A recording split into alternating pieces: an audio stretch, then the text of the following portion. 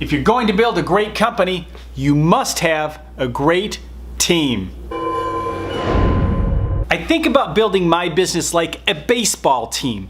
Everybody has a position. It's a great analogy because you want people who are pitching to be much better than you are. You want people batting to be much better than you are, but you want each person on your team to work together. You need to build a culture, and that culture starts with you. However, the people on your team must fit within the culture you're creating. It starts from the top down. And you know, I have worked for people in companies where the owners or the executive team didn't trust the people that they hired to succeed in the tasks that they gave them. I worked with a business owner who didn't trust anyone. Anytime someone started to succeed, he got nervous.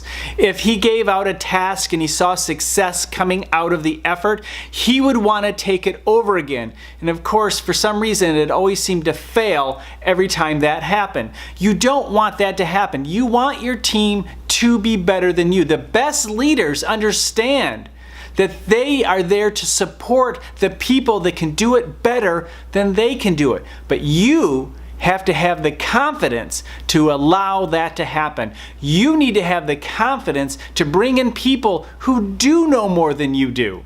Adding high quality people to your team does not diminish your value. Nobody will ever have the true vision that you started off with. No one will ever have the passion that you have for your company. You will always bring the experience and the knowledge that you started off with. But as a team, you can take your business much further than you could alone. When you develop a team, it's important to communicate well. Not only do you have to communicate well, the people that you bring on board should be able to communicate well. You need to offer an environment that allows people to share ideas and communicate with your customers as well as you freely. Make sure everyone understands that a high level of communication is mandatory. You need to have processes of communication, free-flowing, not a bureaucracy, but make sure that everybody understands that there is a central way to communicate, that everyone should communicate.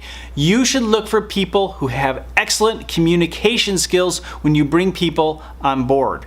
Be sure to set goals with your team. I recommend 3 goals. 3 goals for you personally, 3 goals for your company, and 3 goals for each department or each team member. 3 is a great number. It's something that most people can get their heads around and focus on. And as you move through the process and as you achieve your goals, celebrate those milestones, celebrate the goals, celebrate every win, and acknowledge the people that are doing a great job. You will find failure in every venture, every team, and within every company. It's important to allow failure to occur within your teams because teams will not take risks if they're punished for every single failure. However, it's important to communicate the standards of the company and show the team as well as the company what the consequences are of failure. Everybody needs to be accountable, including yourself.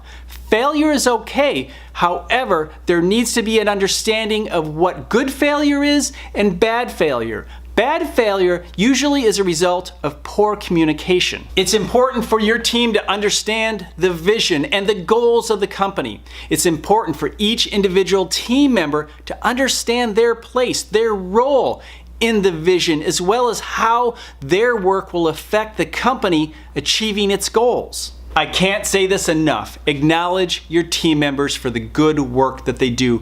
Reward them financially if you can, but good acknowledgement will go a lot further than you think. Studies have suggested that people will stay in a job a lot longer because they feel valued and acknowledged, even if they're not paid industry standards. With that said, you have to remember, quality people command quality pay. Yes, everybody wants to earn their value, including you. But good employees, team members, and even contractors will bring a positive return on your investment in their own way. Building a good team is not easy, and trust me, you're going to make mistakes, but you need to understand the type of person or team member you need for specific positions.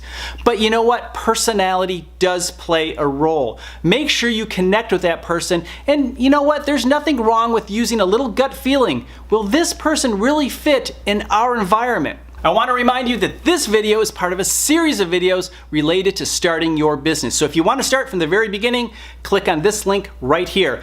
Now, there are many ways to approach building a team, and I know you probably have some tips right now to share with the community. So put that in the comments below, and I look forward to reading them. And of course, if you found value with this video, make sure you like it and share it with your friends. And if you don't want to miss a future upload and it's your first time here, make sure you subscribe.